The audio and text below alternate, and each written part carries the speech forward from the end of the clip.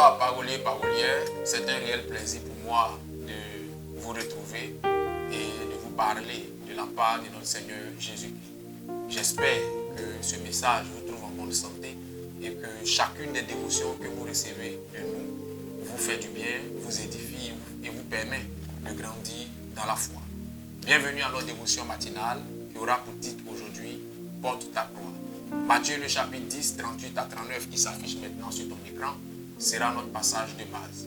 En résumé, ce passage déclare que celui qui veut suivre le Seigneur Jésus-Christ doit veiller à porter sa croix. Amen. Tu sais, on t'a souvent annoncé un évangile mensonger, on t'a souvent annoncé un évangile erroné qui t'a fait croire qu'en Jésus-Christ, il n'y avait pas de problème. On t'a souvent dit, viens à Jésus, tu n'auras plus de problème. Viens à Jésus, tu n'auras plus de difficultés.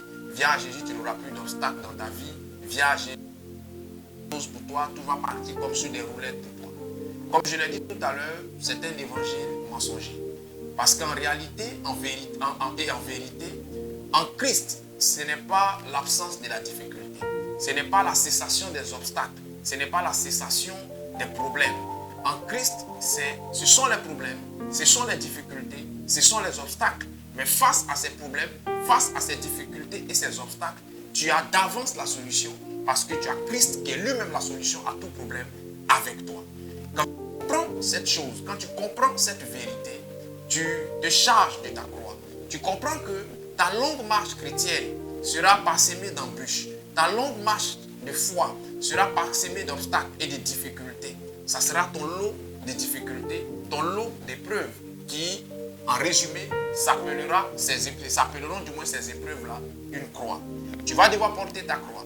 Tu vas devoir porter cette croix sur le plan conjugal. Tu vas devoir porter cette croix sur le plan matrimonial. Tu vas devoir porter cette croix dans ta famille, au travail, sur le plan financier, sur le plan spirituel, à quelque niveau que ce soit. Tu vas porter cette croix.